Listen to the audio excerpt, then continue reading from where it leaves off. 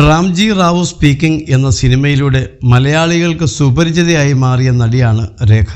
മലയാളത്തിലും തമിഴിലുമായി നിരവധി ചിത്രങ്ങളിൽ അഭിനയിച്ച രേഖ വിപിൻ ദാസ് സംവിധാനം ചെയ്ത ഗുരുവായൂരമ്പല നടയിലൂടെ മലയാളത്തിലേക്ക് തിരിച്ചെത്തിയിരിക്കുകയാണ്. കരിയറിൻ്റെ തുടക്കത്തിൽ ഫിലിം ഫെയർ ക്രിട്ടിക്സ് അവാർഡ് കിട്ടിയപ്പോഴുള്ള അനുഭവം രേഖ പങ്കുവച്ചു. രേഖാ മേനോനുമായുള്ള അഭിമുഖത്തിലാണ് ഇക്കാര്യം പറഞ്ഞത്. തിരുവനന്തപുരത്ത് പാവം പാവം രാജകുമാരൻ്റെ ഷൂട്ടിങ്ങിനിടയിലാണ് താൻ ഇക്കാര്യം അറിഞ്ഞതെന്നും ഫിലിം ഫെയർ ക്രിട്ടിക്സ് അവാർഡ് എന്ന് പറഞ്ഞാൽ എന്താണെന്ന് അറിയില്ലായിരുന്നുവെന്നും രേഖ പറഞ്ഞു. അതിനുശേഷം ഷോട്ട് എടുത്തപ്പോൾ അവാർഡിനെക്കുറിച്ച് ആലോചിച്ച് 8 ടേക്ക് വരെ പോയെന്നും രേഖ പറഞ്ഞു. നാഷണൽ അവാർഡ് കിട്ടിയവരൊക്കെ നല്ല അഭിനയമാണെന്നും ക്രിട്ടിക്സ് അവാർഡ് കിട്ടിയാൽ 8 ടേക്ക് വരെ പോവുകയാണെന്നും പറഞ്ഞ് ശ്രീനിവാസനെ കളിയാക്കിയെന്നും രേഖ കൂട്ടിച്ചേർത്തു.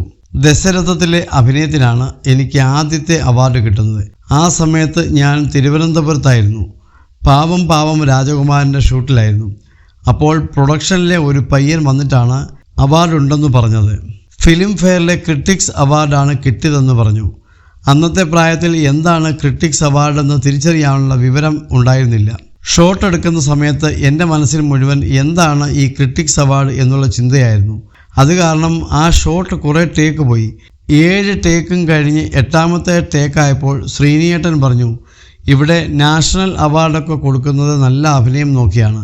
ഫിലിം ഫെയർ കിട്ടിയവരൊക്കെ 7ഉം 8ഉം ടേക്കൊക്കെ പോകുന്ന അവസ്ഥയാണ്. ഇത് കേട്ടതും എനിക്ക് ചിരി അടക്കാനായില്ല. ഞാൻ മാത്രമല്ല, സെറ്റിലുണ്ടായിരുന്ന എല്ലാവരും കൂട്ടച്ചിരിയായിരുന്നു, രേഖ പറഞ്ഞു.